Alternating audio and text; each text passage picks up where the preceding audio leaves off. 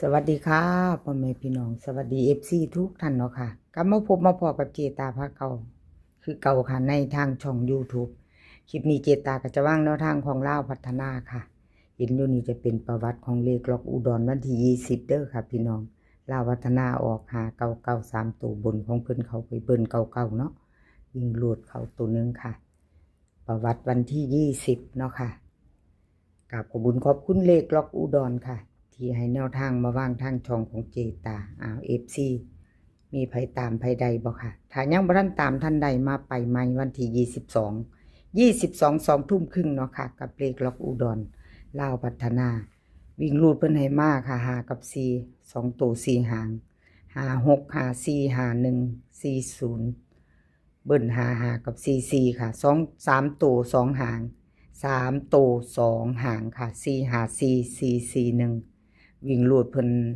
ร่องหาค่ะเด่น4เน้นหา4กับ41ค่ะเน้น3ตัว1หาง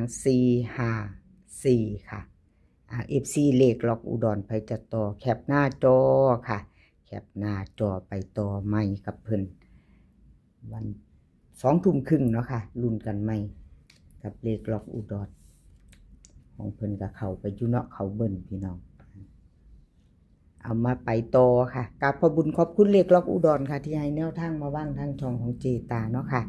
กับขอบพระคุณเป็นอย่างสูงเลขทุกตัวเอามาวางเพื่อเป็นแนวทางโปรดใช้วิจารณญาณในการรับชมเป็นอย่างสูงค่ะรับชมรับฟังเป็นเพียงแนวทางเนาะค่ะพี่น้องเลขล็อกโฟกัสค่ะล็อกโฟกัสวันที่20ที่ผ่านมา599 3ตัวบน05ของเพิ่นหลุดไปเนาะค่ะขอโทษขออภัย FC แนวทางของเลขล็อกโฟกัสหลุดไปบ่เข้าบ่เดินเจตาเป็นกำลังแรงใจให้เด้อค่ะเป็นกำลังใจให้คือเก่าแล้วก็กราบขอบคุณขอบคุณล็อกโฟกัสที่ให้แนวทางมาว่างทางช่องของเจตาด้วยดีเสมอมาเนาะค่ะเอามาเอาไปตามใหม่พี่น้อง2 ทุ่มครึ่งไปรุ่นกันใหม่วันใหม่มือใหม่แล้วไปรุ่นใหม่กันเนาะค่ะเลขล็อกโฟกัสลาวพัฒนาวิ่งลูดเพื่อนให้มากค่ะ4กับ3 2ตัว4หาง47 48 36 35เบิ้ล44กับ33ค่ะ3ตัว2หาง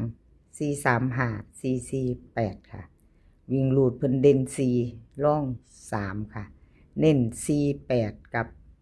35เน้นค่ะ435แคปหน้าจอค่ะใครจะไปต่อกับเลขล็อกโฟกัสเนาะค่ะใครจะไปต่อกับแคปหน้าจอรุ่นใหม่รุ่นใหม่พิจารณาใหม่แนวทางใหม่ของเพิ่นเนาะค่ะพี่น้องเป็นมือใหม่ผมเนาะเอาแคปหน้าจอค่ะเราได้ไปต่อเป็นของใครคลิปนี้จะมีอยู่6เส้นดังเลยค่ะพี่น้องจะมีเลขล็อกอุดรล็อกโฟกัสรับสายด่วนเลขรับวงในไทยมักหวยแล้วก็อน้อยนำโชคค่ะ6เส้นดังอ่านซื้อไปแล้วมีไผชอบของผู้ใดอยู่เนาะค่ะ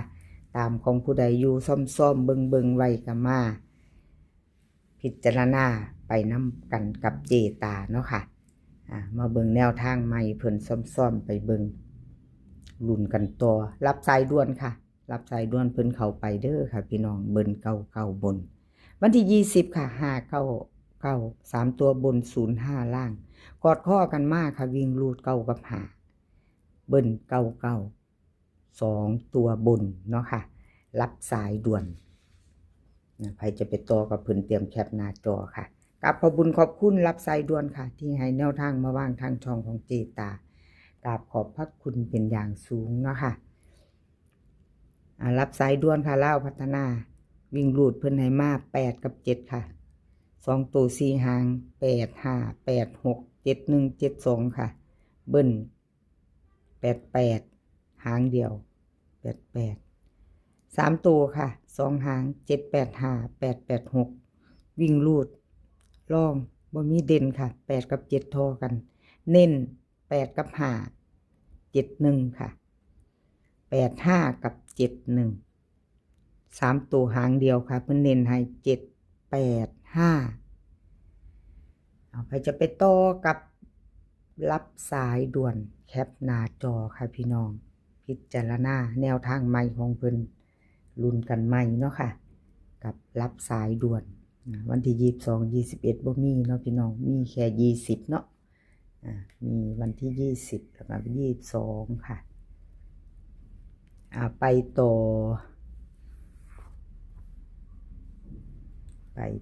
ค่ะรับ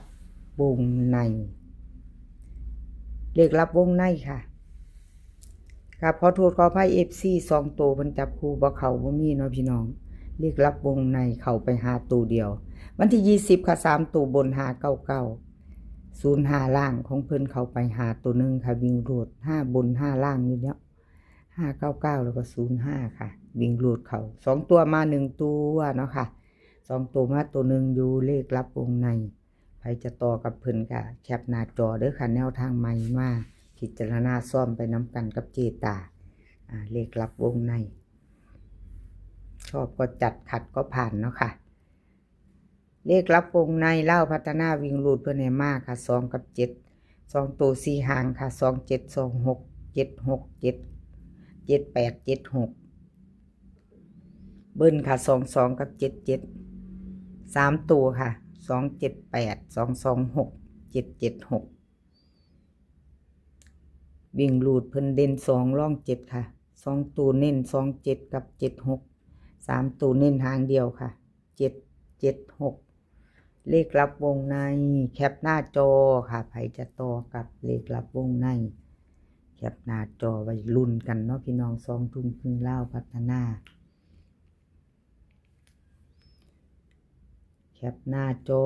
ค่ะกับขอบคุณรับวงในหลายๆค่ะที่ให้แนวทางมาวางทางช่องเนาะแล้วก็ขาดบ่ได้คือ FC บ่ว่าจะเป็น FC ใหม่ FC เก่าเนาะค่ะที่เขามากดไลค์กดแชร์มารับชมรับฟังเป็นกำลังแรงใจให้เจตาเนาะพี่น้องกราบขอบพระคุณเป็นอย่างสูงค่ะไทยมักหวยค่ะFC ไทยมักหวยกับขอโทษขออภัยค่ะคงเพิ่นหลุดไปวันที่20ที่ผ่านมา599ค่ะ3ตัวบน05ล่างไทยมักหวยหลุดไปทั้งวิ่งหลุด2ตัวบ่เข้าบ่เดินเจตาเป็นกำลังใจให้เนาะค่ะคือเก่ามาคือเก่าค่ะไปต่อรุ่นใหม่วันใหม่เนาะค่ะไทยมักหวยค่ะเล่าพัฒนาวิ่งรูดเพิ่นให้มา3กับ4ค่ะ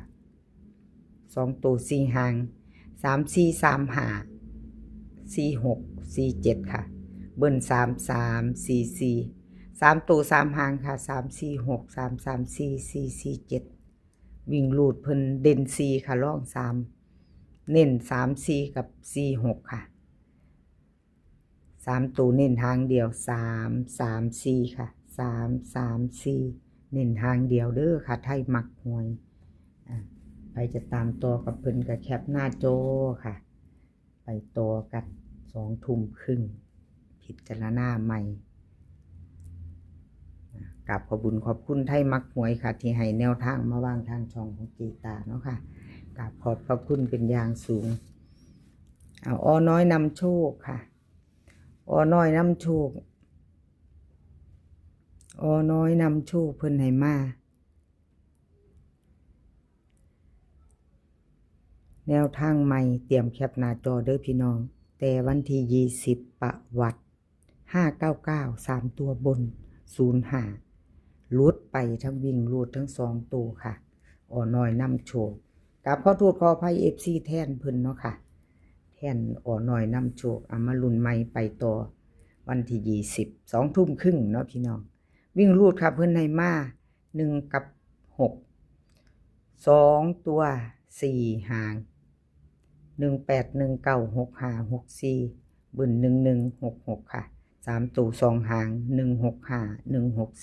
4วิ่งรูดเด่นทอกันเด้อค่ะ1กับ6หน่อยนำโชค1 6กับ6 5ค่ะเพิ่นเน้นให้2หาง3ตัวเน้นหางเดียวค่ะ1 6 5ค่ะ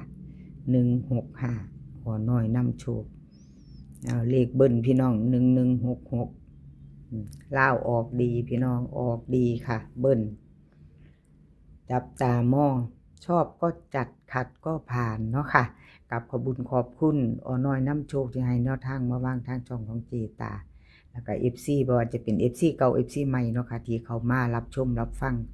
มาคอมเมนต์มากดหัวใจกดไลค์กดแชร์ให้เนาะค่ะสิ่งใดเจตาเฮ็ดผิดไปเฮ็ดผิดพลาดไปก็กราบขอโทษขออภัยเนาะค่ะน้อมรับทุกคำติชมเนาะค่ะผิดพลาดอันใดไปก็